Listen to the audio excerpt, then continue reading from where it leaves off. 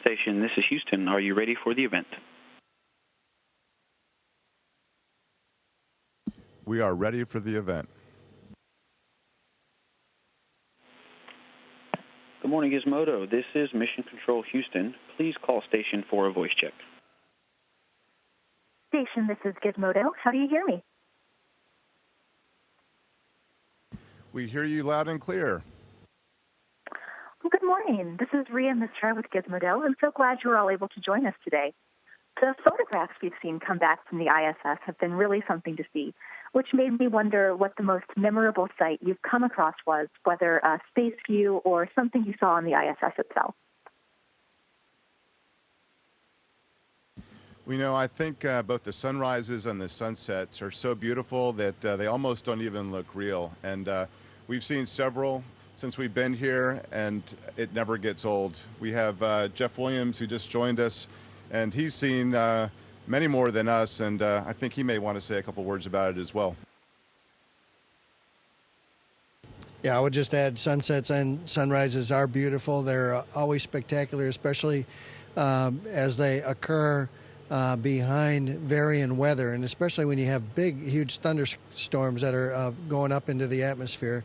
That adds a lot of variety to it. It just never gets old. You know, one of the most intriguing things for me to watch has been the way that each new expedition to the ISS seems to make the space station just a little bit more homey. We've seen a coffee machine, an experimental vegetable garden.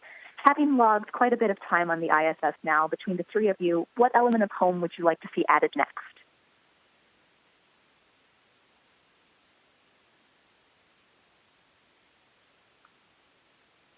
You know, we're just chatting here trying to come up with something because we have lots of the conveniences of home. We have a refrigerator. It would be good to have a full-time freezer. That would be a nice feature. Maybe some ice cream on board. We've got movies we can watch, connection with family on phone. So I think we're in pretty darn good shape. Tim, you've been on the ISS for a few months now, but Jeff, you've only had a few days so far. How long does it take to start to feel comfortable again in microgravity? Is there an awkward learning curve at all for figuring out how to orient yourself again? Well, I think I can say this time that there was really no learning curve. I felt right back at home when I got here. In previous flights, it has taken, well, the last flight probably took a couple days anyway, and then the one before that, I would say that you can feel an adaptation for as much as 5 or 6 weeks. But this time it was almost as if I never left. I hear you've got a new 3D printer headed towards you for the resupply mission, headed up later today. Any plans for what you're going to make first?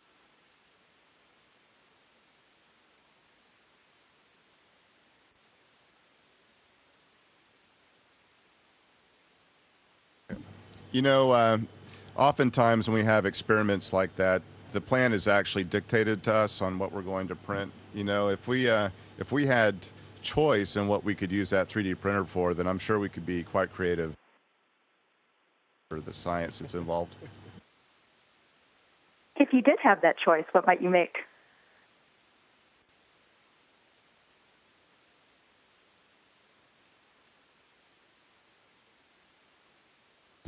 You know, that's a good question. You know, I think perhaps, you know, there are some things here in zero gravity that are lots of fun to play with. You know, we like to play with water and food. And if we could come up with something that was unique to zero gravity in terms of how it would be able to demonstrate our experience here in zero gravity, that would be great. So I think we'll have to put more thought into that to come up with that perfect item.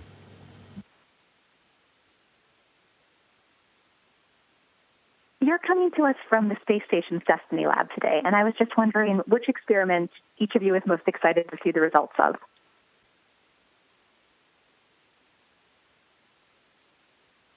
Yeah, you know, I mean, we do so many experiments during a 6-month mission. I think there's about 250 planned for 46, 47. And lots of those experiments will actually just run autonomously from the ground with very little interaction from us. But some of them do require a lot of interaction. And of course, many of those experiments are also done on our own human bodies as well.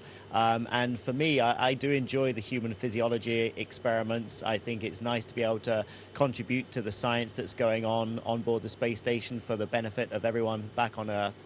Also, there are some exciting experiments. I know Tim might like to say recently he's been involved in some flame combustion experiments, which from I was watching over his shoulder, I found them fascinating to be involved in as well.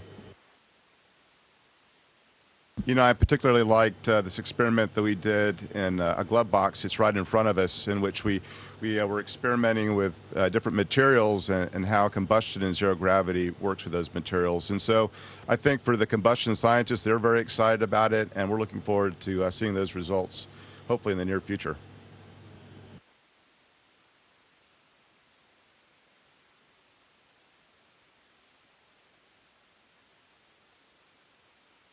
Jeff, you'll have logged the most time in space of any American astronaut by the end of this mission. And I was curious what you've seen change from your very first mission up to this one.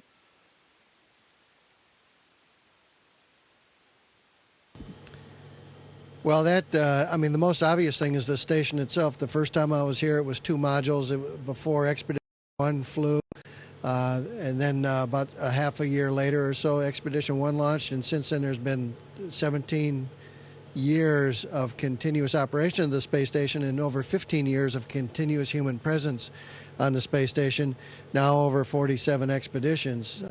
Subsequent visits, of course, we were at different stages in the assembly. Next time about halfway through. Last time here 6 years ago, we've essentially finished the assembly. Now it's a fully operational, full utilization mode, an orbiting laboratory.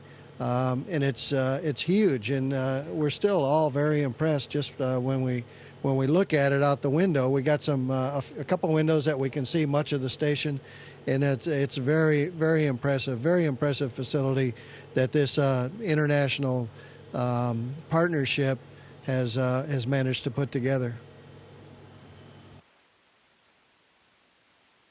I've got a question from one of our readers for you. What's your favorite space recipe to make in the ISS? And they also want to know if you swap meals amongst different crew members throughout the mission.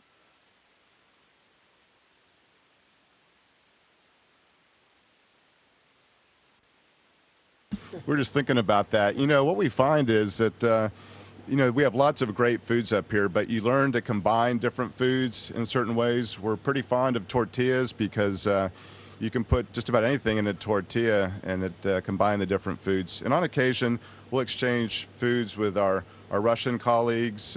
Tim Peake has some special foods up here that we've had a chance to share, and so it definitely adds to the experience, and the quality's been great.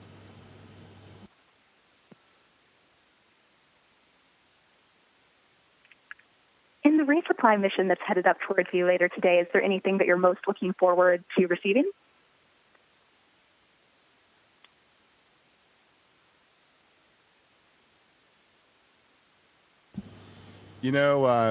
Every one of these vehicles has a little bit of fresh fruit on board. I think we'll be excited to get some of that fresh food. There's always a resupply of different items that we need on board, and so we're excited about getting that, especially some of the science. There's one experiment that I think is going to be very interesting, in which they plan on lighting a fire inside the Cygnus vehicle as it departs, so it'll be interesting to see what the results of that science are. But we're always excited to get new equipment on board because it means that we can do our job better here and get the science done.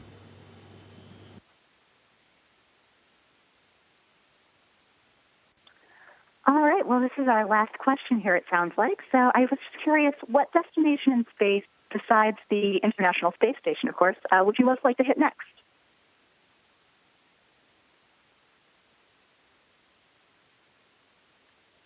I think the International Space Station is just a wonderful research platform, and it's paving the way for future exploration of the solar system.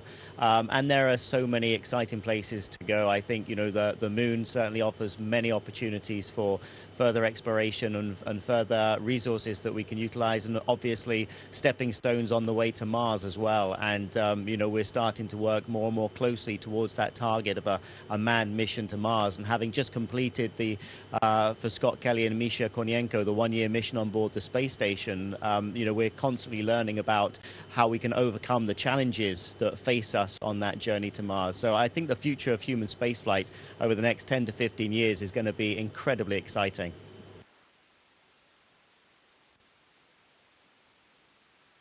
Well, thanks so much, guys. It was such a pleasure talking with you all. Have a great rest of the mission and a safe flight home. Thank you so much.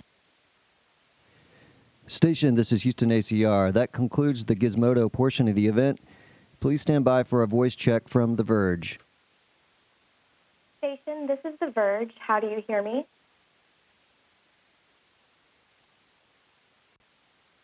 We hear you loud and clear. Great. Well, I'm so excited to talk with you today. So first off, I would love to have you describe your day-to-day routine on the station. What are your hours like? Is it a typical 9-to-5 gig, and what do you spend most of your time working on? It's a great question, and it's an interesting place to both work and live because some aspects of our job are sort of like at home. We have a list of events we have to perform every day, but when you wake up and you get out of your sleeping bag in your crew quarters, you float out. Usually we float out to the place where we have all our food stowed and get some coffee and some breakfast and then do some cleanup. And then the rest of the day is really filled with science experiments, with maintenance so that we can maintain the quality of life that we have up here. We exercise for about 2.5 hours every day. And so the day is very full. We work off of a schedule and off of procedures, and we communicate with the ground at all the different control centers to get help with all the different procedures that we execute up here. So we have a full day, and we usually work from about 6 or 6:30 in the morning until about 7 or 7:30 in the evening. Wow, that definitely is a full day. And you mentioned communication, and that was my next question, is what is your communication like with the ground? How often do you speak with coworkers and loved ones, and what's the biggest form of communication that you use?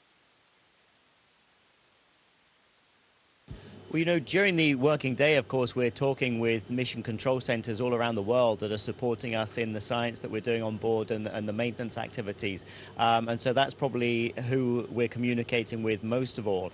But we also have great communications on board the space station with our families. We can use voice over IP telephones, and effectively we can call anywhere on the planet. So we can keep in touch with friends and families in the evenings once we've finished our working day. Wonderful. And I'd love to talk more about what is your daily hygiene like? What is the general human upkeep like? How do you deal with no showers, going to the bathroom, all that nitty-gritty stuff?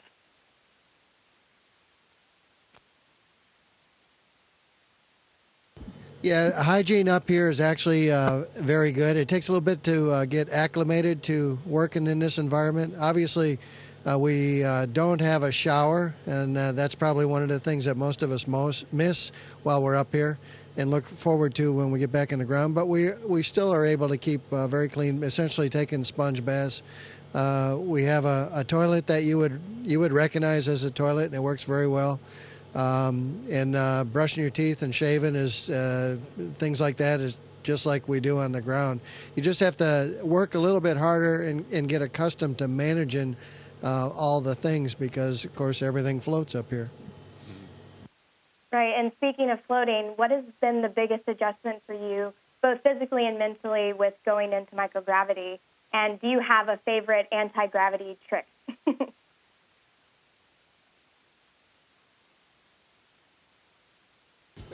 Well, as a first-timer to space as a rookie astronaut, my adaptation was, I know it was really interesting for Tim and Scott at the time to observe, seeing somebody who's never been in space before, gradually progress and learning how to cope with microgravity. It took about 24 hours before I felt actually comfortable, because for the first 24 hours, there's a lot of dizziness and disorientation, just as your vestibular system needs to really shut down. And I think your brain tends to then rely just on information coming from the eyes so that you don't feel nauseous. And then it was a real interesting and fun 2 weeks, I think, kind of developing all the tricks you need to learn how to handle microgravity. And even now, I still enjoy just in this environment, working and living in this environment. It's a lot of fun once you get to master some of the techniques. Great. And what about the trip to and from the station. Jeff, I know you've done this quite a bit, so which part do you prefer, the launch or the landing?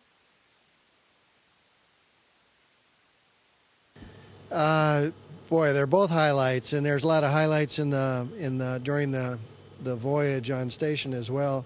I mean, obviously, to get here, you're looking forward to the launch, and it's a very exciting ride.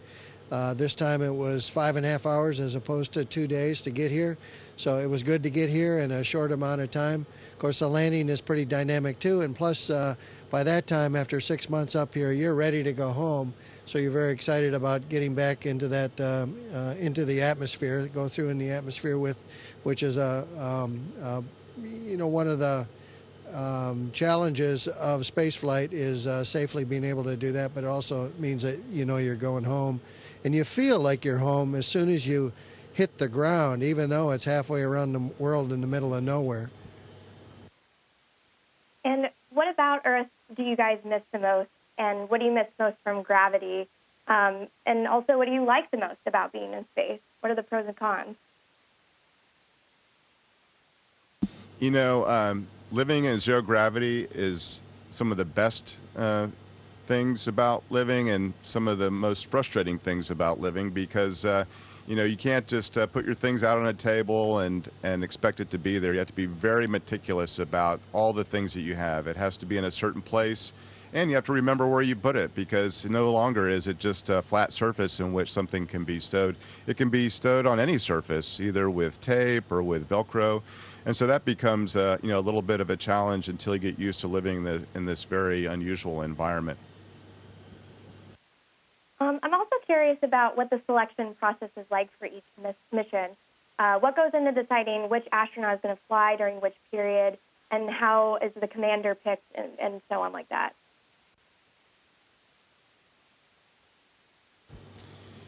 There are a lot of smart guys on the ground that look at the different skills of each individual crew member. And, we have a very, very talented group of people at each one of the different agencies that provide astronauts for the International Space Station, astronauts and cosmonauts.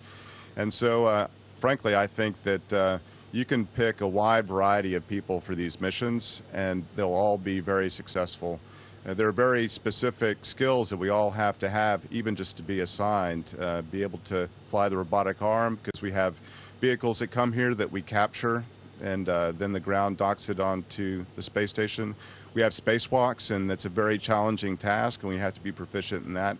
And then just be able to work here on space station. So the challenge of each one of the different agencies is to have a pool of people that they can assign. And frankly, I think all of the people that are astronauts in those agencies can be assigned because they have those skills. They've been selected for it, and they've been trained for it. In terms of selecting the commander, there's also a wide variety of people that can be selected for that as well. I think it's good that someone has previous flight experience so they know what to expect. And beyond that, there's just a lot of timing, I think, in terms of who they select and who's available for that flight.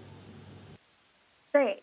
And I'm curious to know, what's the air like up there? Is there a distinct difference between the environment on the space station and the air here on Earth? We get to enjoy pretty good air up here. It's recycled, it's scrubbed from carbon dioxide and other harmful gases.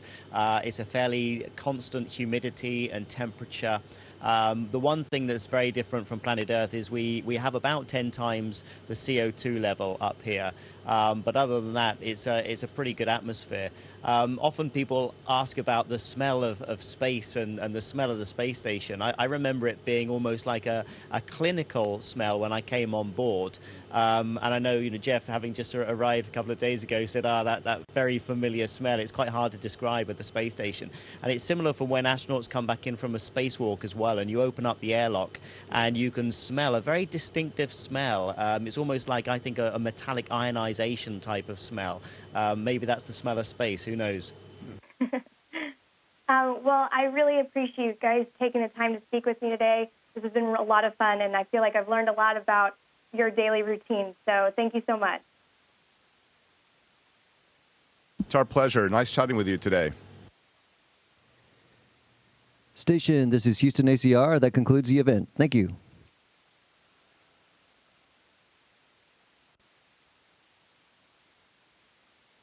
Thank you so much.